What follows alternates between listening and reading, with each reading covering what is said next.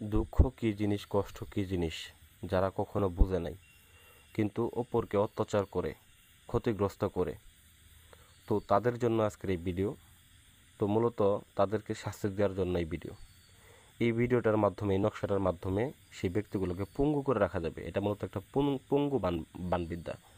এই বিদ্যাটার মাধ্যমে আপনি আপনার শত্রুকে পঙ্গু করে বিছানায় ফেলে রাখতে পারবেন। সেক্ষেত্রে আপনি তার হাত, পা এবং মুখ, যে কোনো তিনটা অঙ্গ, যেমন হাত, পা, মুখ বা কেউ চোখ এরকম ধরনের চায়, তো যে কোনো তিনটা অঙ্গ আপনারা কাজটা করতে পারবেন এই বিদ্যাটার মাধ্যমে। দেখা গেছে অনেক সময় অত্যাচার করে, আপনাকে অত্যাচার করতে করতে শেষ করে ফেলছে, জমি জমা নিয়ে একদম ধ্বংস করে ফেলছে, টাকা পয়সা দিয়ে আপনার ধ্বংস করে ফেলছে, বিভিন্ন কারণে বিভিন্ন রকম আপনার সোনার সংসার ভেঙে যাচ্ছে। তো সেক্ষেত্রে আপনারা এই বিদ্যাটা প্রয়োগ করে তাকে শাস্তি দিতে পারেন।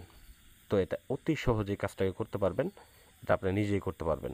তবে যদি কোনো সমস্যা হয়ে থাকে, স্ক্রিনে নাম্বার আছে, আপনারা যোগাযোগ করে কিভাবে করবেন তো জেনে নিতে পারেন। তো এখানে যদি সমস্যা হয়ে থাকে তো আমি বিস্তারিত বলে দিচ্ছি, তবুও সমস্যা হলে জেনে নেবেন। তো যাই হোক ভিউয়ার্স, এখানে স্পষ্টভাবে আপনারা দেখতে পাচ্ছেন একটা নকশা এবং দুইটা কড়ি, দুইটা তাবিজ। তো আপনারাও দুইটা কড়ি, দুইটা তাবিজ সংগ্রহ করবেন এবং কালি হিসেবে ব্যবহার করবেন কাম সিঁদুর, অরিজিনাল কাম সিঁদুর সংগ্রহ করতে হবে ভিউয়ার্স, অরিজিনাল।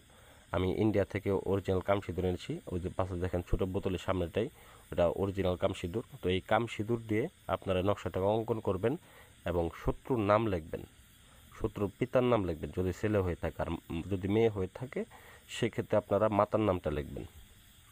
তো কাজটাকে অবশ্যই শ্মশান ঘাটিতে করতে হবে, যদি যে কোনো জায়গায় করেন হবে না, কাজটাকে অবশ্যই শ্মশান ঘাটিতে গিয়েই করতে হবে, আসন করে বসে কাজটাকে করতে হবে। তো আসনের ক্ষেত্রে মোমবাতি, আগরবাতি জ্বালাবেন, তো পরিশেষে ধূপ জ্বালাবেন এবং কি আগরবাতি জ্বালানোর সময় অবশ্যই আপনারা আগরবাতির যে মন্ত্রগুলো আছে, মোমবাতির যে মন্ত্রগুলো আছে ওগুলো পাঠ করবেন। ওগুলো যারা জানেন না, ইউটিউবে সার্চ দেবেন, অনেক ভিডিও আছে, আমারও ভিডিও আছে, দেখতে পারবেন। তো যাই হোক ভিউয়ার্স, তো এটাকে আপনারা প্রথমত আসন করে বসে, শ্মশানে আসন করে বসে কাম সিঁদুর দিয়ে এই নকশাটাকে অঙ্কন করবেন এবং শত্রুর নাম, শত্রুর পিতার নাম বা মাতার নাম লিখবেন। লেখার পরে দুইটা তাবিজের মধ্যে ভরবেন। ভরার পরে আপনারা মোম দিয়ে তাবিজের মুখটাকে বন্ধ করে নেবেন, আটকিয়ে নেবেন। আটকে নেওয়ার পরে যে আপনাদের যে কাজটা এই পড়বে, সেই কাজটা হচ্ছে দুইটা তাবিজকে দুইটা কুড়ির ভিতরে ঢুকিয়ে দিবেন। অবশ্যই মনে রাখবেন, মনোযোগ সহকারে, ভক্তি সহকারে, বিশ্বাসের সাথে কাজটা করবেন। যদি এই কাজটার উপর আপনার বিশ্বাস না থাকে, ভরসা না থাকে, তাহলে কাজটা করবেন না, আর এই কাজ নিয়ে নাক গলাবেন না। আর এটা যদি আপনারা না করতে পারেন, আমার সাথে যোগাযোগ করেন, বিশ্বাস ভক্তি থাকলে ফোন দিবেন, এছাড়া ফোন দিবেন না, যেটা বাস্তব কথা। তো যাই হোক, কুড়ি দুইটার মধ্যে ভরে আপনার যে কাজ সেটা হচ্ছে আপনাকে কবরস্থানে যাইতে হবে। ওইখান থেকে কবরস্থানে গিয়ে দুইটা পুরাতন কবর দেখবেন, দুইটা কবরের ভিতরে আপনারা দুইটা কড়িকে ফেলে দিয়ে আসবেন।